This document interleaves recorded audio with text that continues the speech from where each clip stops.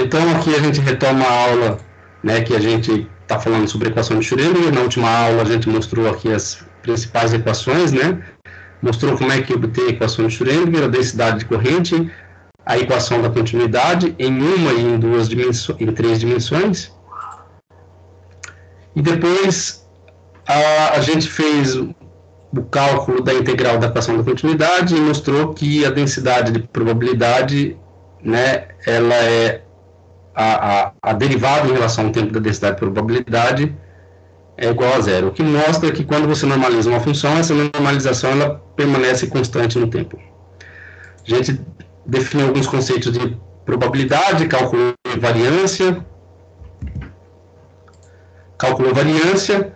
e valores esperados de variáveis dinâmicas, né? Então, a gente mostrou o valor esperado da posição e de uma função qualquer que era dependente da posição, né, do vetor R.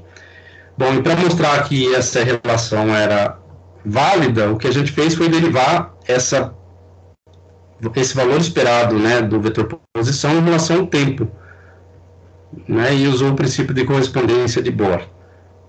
Bom, fazendo essa operação, derivando em relação ao tempo com uma componente x, a gente mostrou que essa derivada em relação ao tempo é igual à integral da densidade de corrente, né, sobre todo o tempo, sobre todo o espaço. Muito bem, e aí depois a gente resolveu essa integral, né, da integral da densidade de corrente e mostrou que isso nos leva a um valor de... deixa eu ver... Bom, está aqui. Mostrou que a integral da densidade corrente, né, nos leva à integral sobre esse termo aqui, que é a integral do complexo conjugado da função vezes o gradiente da função de onda. Tá? Então, se a gente passa o m para cá, a gente vai ter m derivada do valor esperado da posição em relação ao tempo, né, e levando em consideração o princípio da correspondência, esse termo vai estar relacionado com o valor esperado do momento. Né? Então, o valor esperado do momento vai poder ser escrito, então, desta forma aqui. Né? Integral todo espectro da complexo conjugado da função de onda, multiplicado por menos IH cortado del, vezes a função de onda. E para mostrar que esta relação, ela corresponde ao valor esperado do momento, né, a gente deriva o momento em função do tempo. A gente sabe que a derivada do momento em relação ao tempo na mecânica clássica está relacionado com a força, né? Então, se a gente obter alguma grandeza relacionada com a força nessa derivada, então a gente mostra que todas as equações que a gente fez, todas as adições que nós fizemos, elas são válidas. Tá? Bom, hoje eu não vou poder ficar com vocês aqui o tempo todo, porque minha esposa fez um exame de endoscopia, né, e eu preciso ir lá buscar ela, não tem ninguém para buscar ela, eu preciso ir lá buscá-la nesse exame. A professora Elisângela vai estar aqui para acompanhar vocês, né, e eu disse que quem fizesse essa conta, né, mostrasse que a derivada do valor esperado do momento em relação ao tempo, né, está relacionado com a força, né, ia ganhar um ponto. Alguém fez? Você fez, Temerson? Não, professor, eu tinha outras coisas mais pesadas para fazer. Eu vou dar um tempo para vocês fazerem, e esse tempo aí corresponde ao tempo que eu preciso ir lá buscar minha esposa, tá? Então, esse slide já está lá no Teams. A professora Elisângela vai continuar aqui com vocês para auxiliar, tirando dúvidas. E, bom,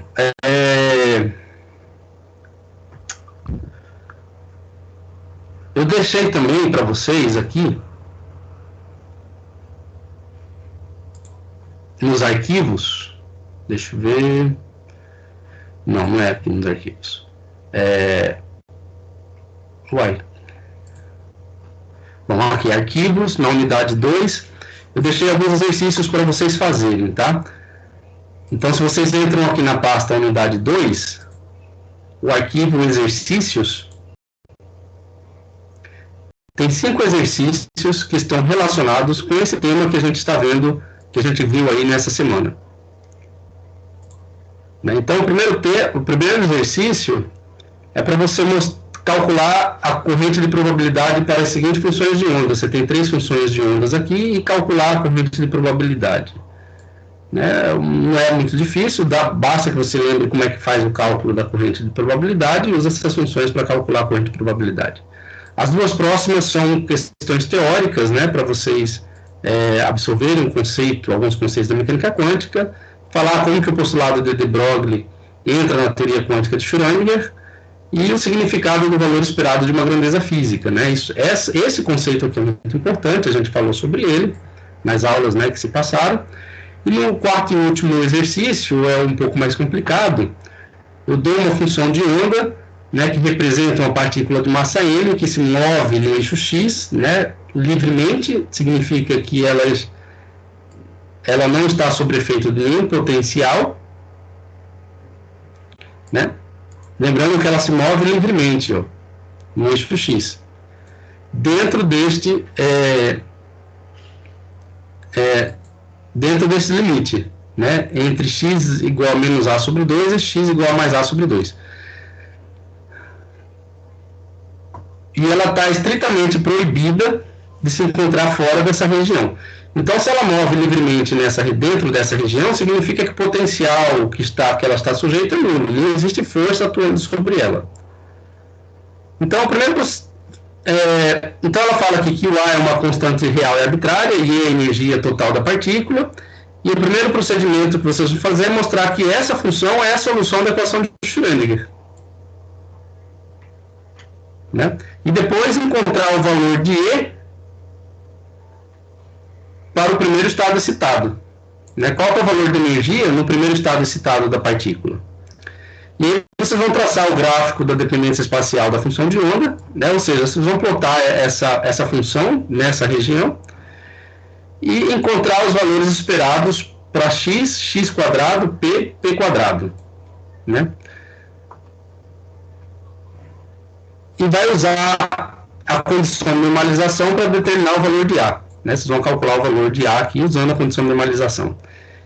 Na letra F, usar as grandezas calculadas no item B, no item D, os valores esperados de x e x de p, para calcular o princípio de incerteza de Heisenberg, calcular o ΔX e ΔP.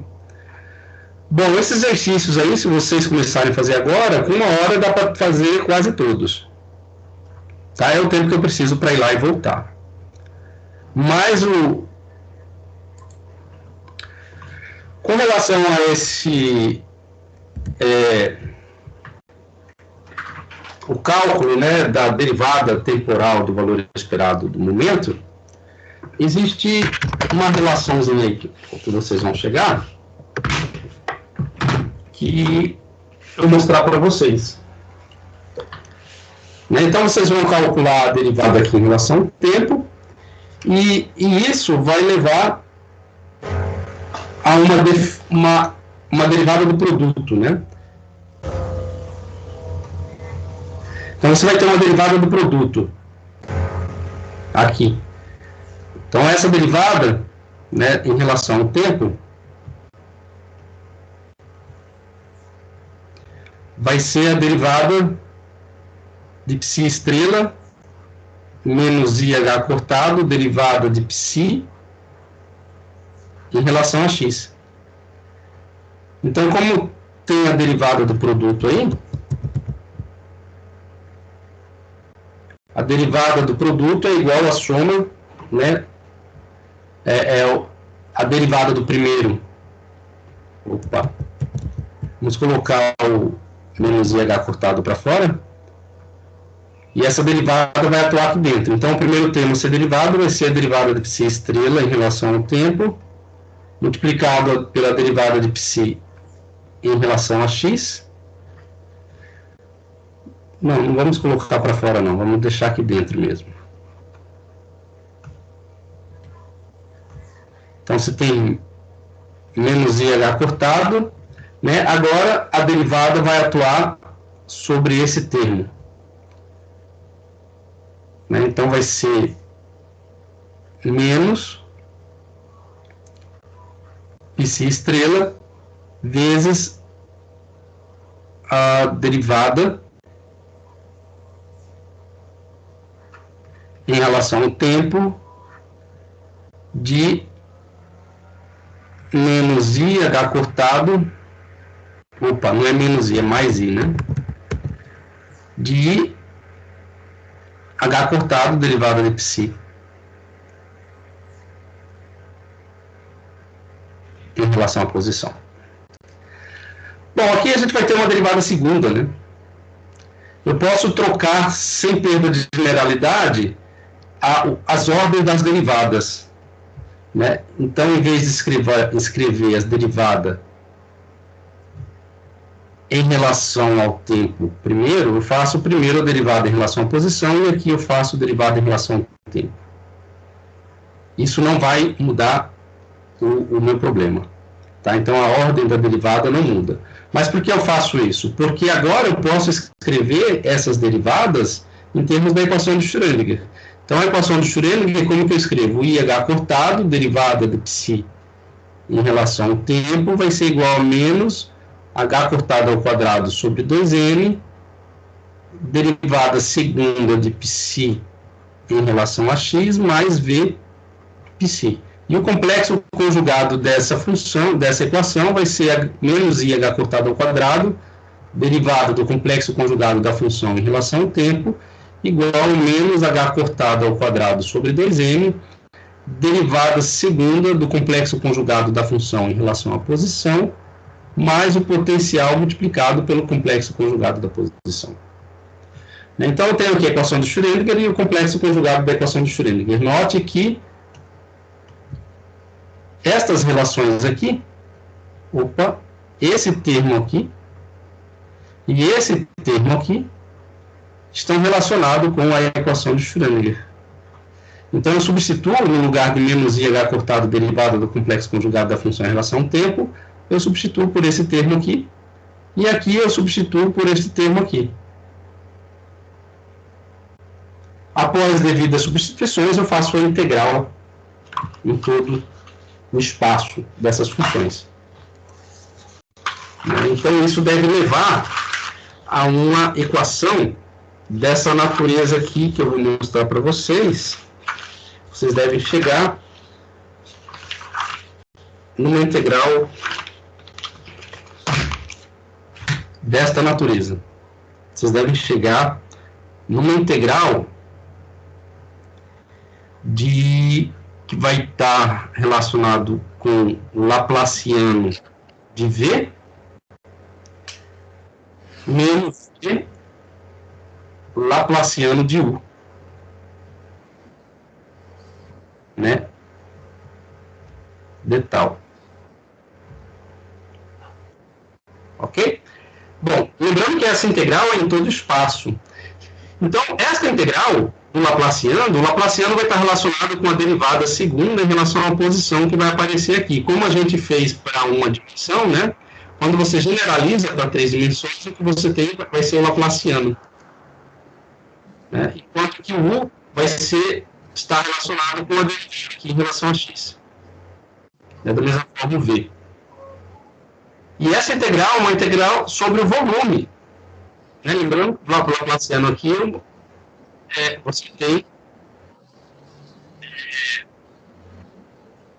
você está relacionado com o espaço em 3 dimensões. Então, essa é uma integral sobre o volume desse espaço. E a gente pode usar o teorema de Green. Vocês devem estudar isso em física matemática. O teorema de Green, ele transforma uma integral no volume em uma integral de superfície. E essa superfície é a superfície da esfera, né, que vai contornar todo esse volume. Então, quando você faz isso, você transforma uma integral de volume uma integral envolvendo o Laplaciano, você transforma em uma integral envolvendo o gradiente da função.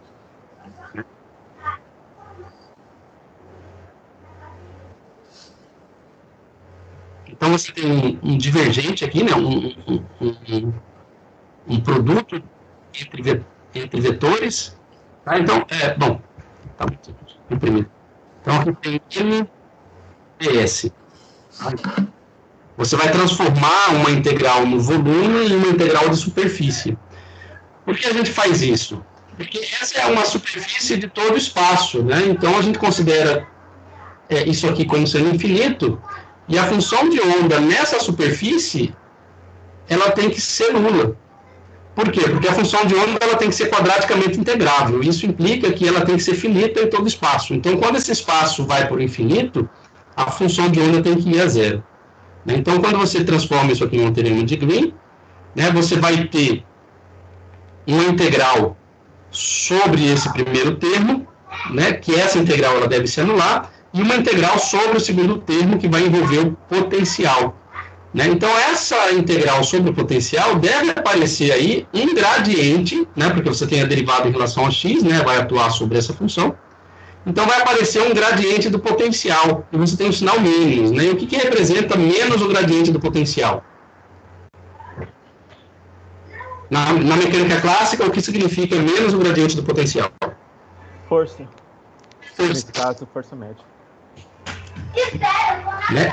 Exatamente, força média. Então, isso deve levar que a derivada do valor esperado do momento em relação ao tempo deve levar ao valor esperado da força. Então, é isso que vocês vão mostrar. Se vocês mostrarem que a derivada do valor esperado do momento leva ao valor esperado da força, então a gente mostrou que a relação que a gente obteve antes é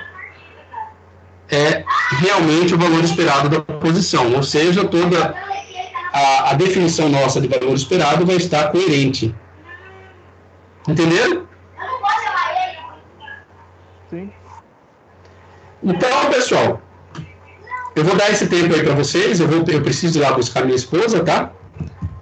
E vocês ficam fazendo, primeiro vocês vão mostrar, fazer o cálculo dessa integral, e em seguida, se eu não estiver de volta, vocês têm a lista de exercício para fazer. E a professora... Se mostrar, vai mandar para o senhor ou fazer o quê? Dúvidas? Não. Mas depois que mostra, vai mandar para o senhor ou deixa... Não manda? Oi? Depois que mostrar essa relação, vai mandar para o senhor? Eu quero ver. Beleza.